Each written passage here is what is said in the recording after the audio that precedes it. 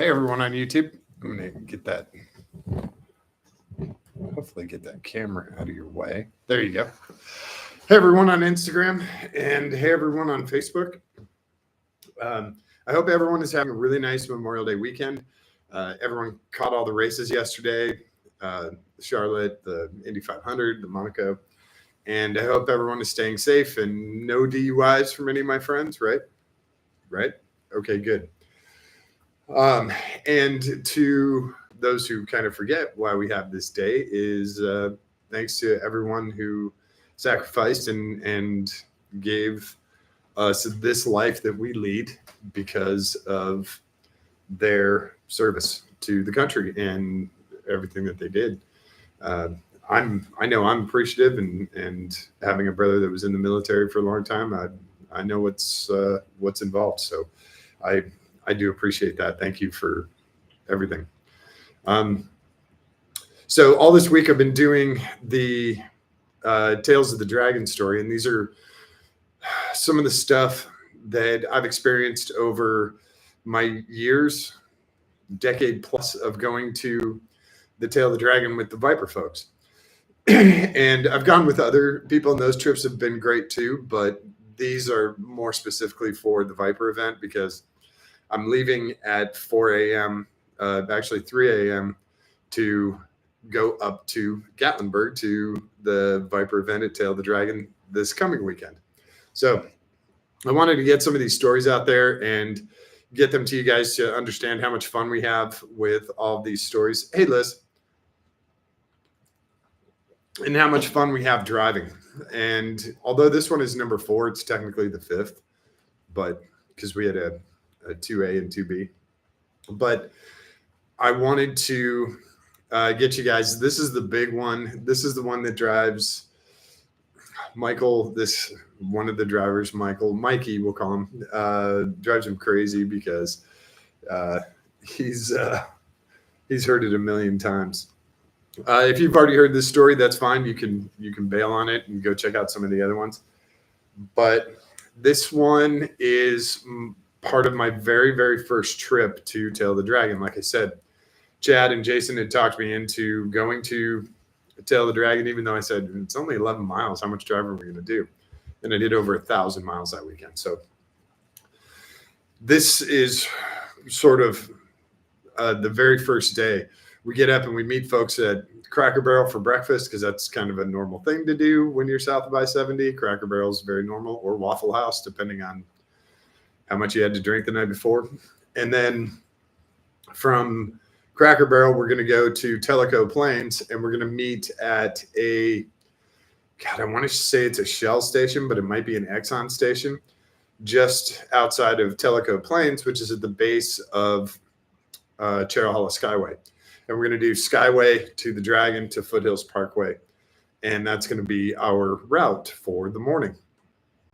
And again, I'm a complete rookie. I have no clue where I'm going. So I'm relying on Chad. I'm relying on Jason. There's a whole bunch of new people that I've seen on forums and I've talked to on social media, but I don't know these people in person. So we get to the Shell station, and there's about 40 to 50 cars there. And I got to meet the Viper twins, Lisa and Teresa, who are awesome, and Lisa's husband, Chip, who's also great.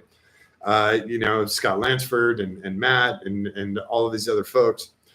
And Jason is taking me around and introducing me to these people that he met the year before, and tons of great people.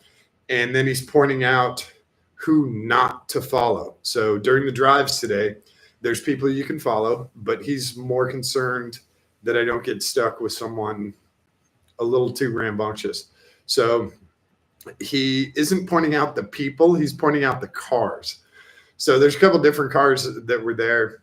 There was a black Nissan GTR, the Alpha Nismo Black Edition, whatever the super badass GTR is, and the R35. And then there was a beautiful Gen 3 twin turbo 1,500 horsepower monster. And he said, don't follow that guy. Don't follow the GTR. don't follow Scott Lansford in his silver car. Don't follow this guy. And he pointed about 6 or 7 people. Don't follow, because those guys are going to go like hell, and you're going to have a very rough day because you're going to be going very, very quick, and probably, like 37 in a 35, maybe 38 in a 35, something like that. And these guys you're going to be hanging on just to keep up with them. And I'm like, that's fine. I don't know these roads. I don't want to get lost and drive around throughout the night. So I'm like, okay, cool.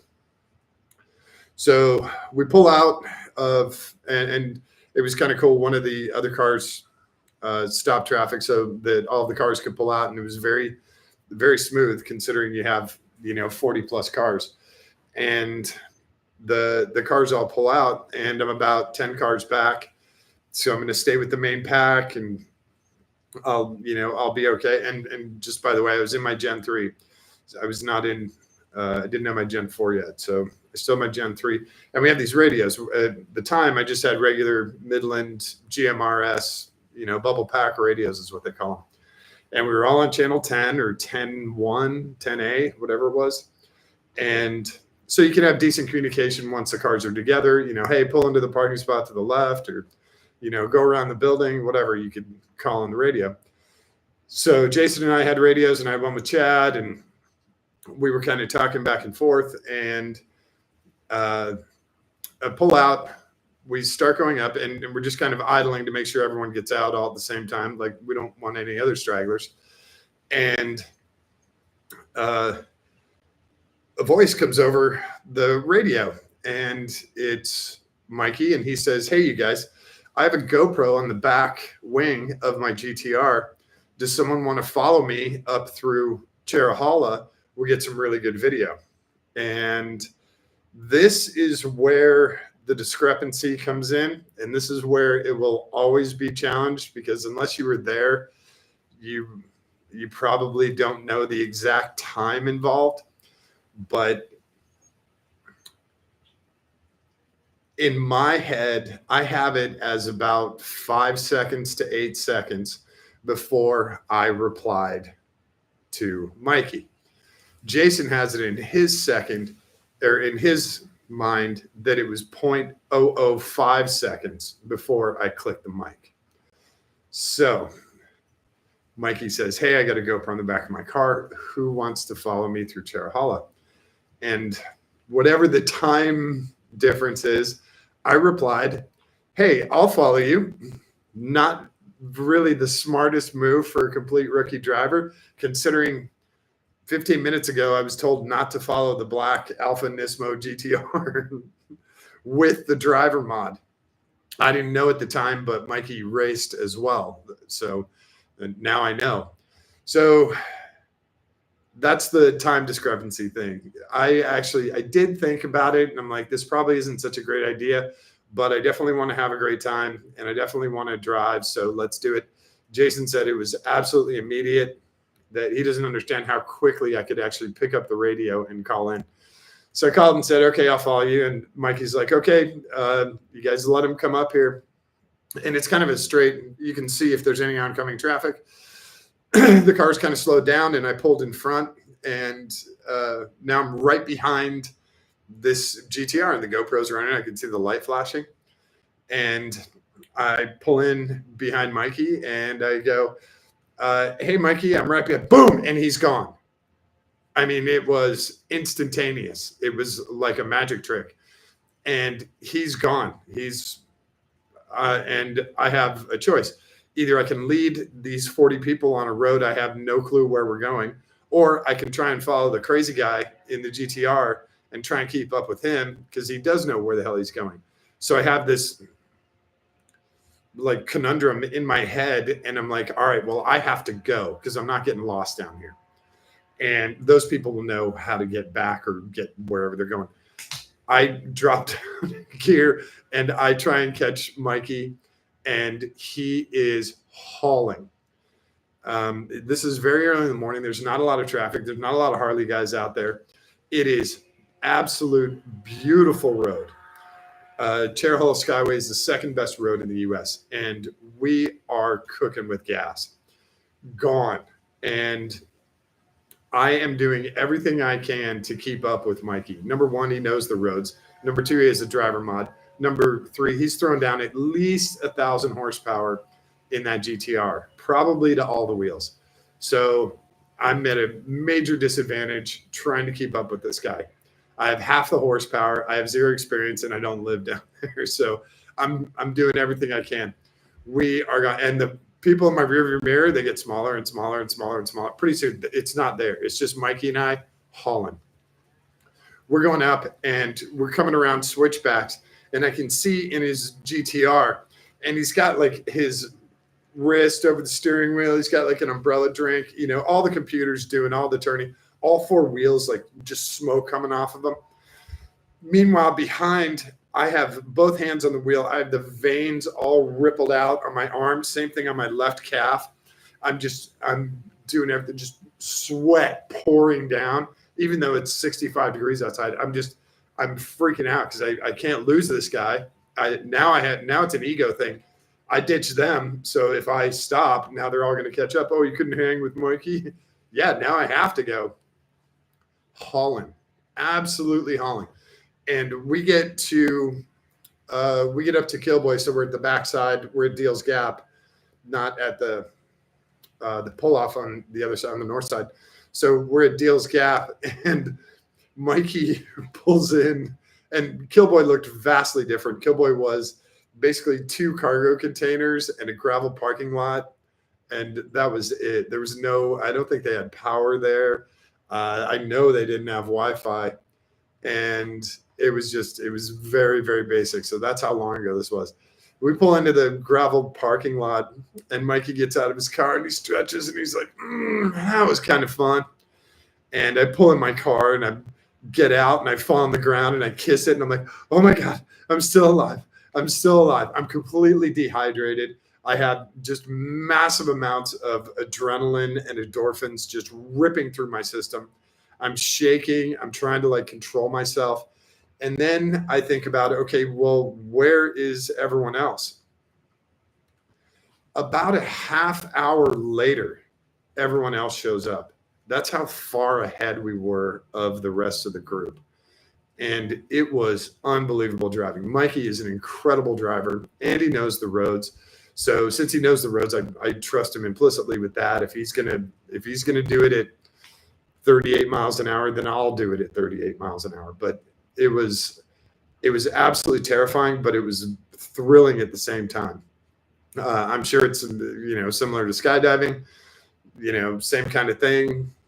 First time you have sex, whatever. It's kind of scary and weird, and you're not sure if everything's going to work out, but in the end, it does. And we had a really great time. And Mikey and I talked a bunch while we were waiting for everyone else, and he was impressed, which is a good thing. That's not easy to impress that guy. And he was super cool, and we talked about cars and all the other stuff that he has. But to do that road, and that was, I guess that's also kind of one of the downsides. I didn't really get to enjoy Cherahalla Skyway because we were doing 38 miles an hour. If you do 35, you can enjoy more of the road and the views and going up into the mountains. The overlooks that you see from Cherahalla are absolutely stunning. And we've done them in past years where it was raining down by the Shell station, and you come up through the mountains and you go above the clouds. So all the cloud cover is down below, and you're up in these roads and you're above the clouds, and it's beautiful. It's sunny and whatever. It's a very, very kind of surrealistic setting to be driving your car in. But so that was my very, very first time. And for a lot of people, I think that would have shied them away from going with the Viper group or any of those guys. But as it turns out, later on, I ended up with those guys and going and doing runs at, Mock Jesus and just having an absolute blast with some of the best drivers that I've ever been with on the road. Those guys are, Matt and Mikey and Scott Lansford and all those guys are, Angel, Ronnie, all those guys I trust implicitly, whether they're in front of me or behind me. I know what they're going to do. And Now I'm much more comfortable with the roads. I'm happy to take people up and show them where to go and the cool overlooks and all that stuff. So if you guys want to come down, you're welcome to join us. The Viper group is very, very accepting of other cars. The only thing they ask is if you hang at the back, and that's just for pictures. But even hanging at the back of the quick group, you're gonna be moving some furniture if you want to keep up. So just think about that one. And then we'll be doing a bunch of other stuff. I'm taking the Grom, so I'm gonna do trips up to hopefully back up to the tail and foothills on the Grom. And we have dinners and all this other stuff. So you're welcome to join us. You guys know how to get in touch with me, Facebook, Instagram, whatever. Heading out tomorrow, and we'll be back very, very, very late on Sunday. I have the longest drive out of our group, so those guys, the other people in the group, they'll all be curled up and happy. I'll be another 2 hours away from my house, but it should be a great time. Last thing I have to do today is wash the wheels and load the car. So I'm going to do that, and then I'm going to go enjoy this pool for probably 2 hours and see if I can't get the buns grilled a little harder because the clouds are kind of rolling in. We'll see how it works. But I really appreciate you guys watching. I'm hoping that you enjoyed these stories, and I'm really hoping that this coming event, we have new stories with new people, new cars, new challenges, new adventures, all of that stuff. So if I can, I'll go live from wherever we can. Remember, service is really spotty up there, so it's tough for me to go live while driving because there's almost no cell service. But we'll try stuff out, and if not, we'll do it from the condo or maybe even from the Greystone parking lot one night. We'll set up a tripod, and you guys can, I'll introduce you to all these people that I've talked about, and you guys can put faces with names. So hopefully everyone had a nice weekend. I did. My buddy Michael came down late last night, and then this morning we unloaded the limo.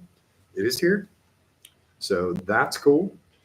And we'll get kicking on that when I get back from Gatlinburg. So that's about it. I really hope everyone has a great day. Hey, Kim. Yeah, Kim will be in Gatlinburg. We will see her. She's actually one of the she's hosting the event. So I hope I see Kim. That would be nice. I hope she's there, not just mailing it in. So yeah, hopefully you guys have enjoyed these stories. If you have, definitely let me know. I'll do more like them. And like I said, hopefully I have more when I come back the next trip. So thanks everyone for hanging out today. I appreciate it.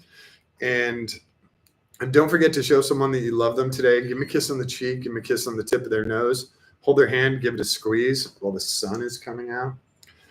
And it's really important for them, but it is far more important for you and you and you. All right. Thanks, everyone. I will catch you. I guess I'll catch you this week. All right. Have a great day.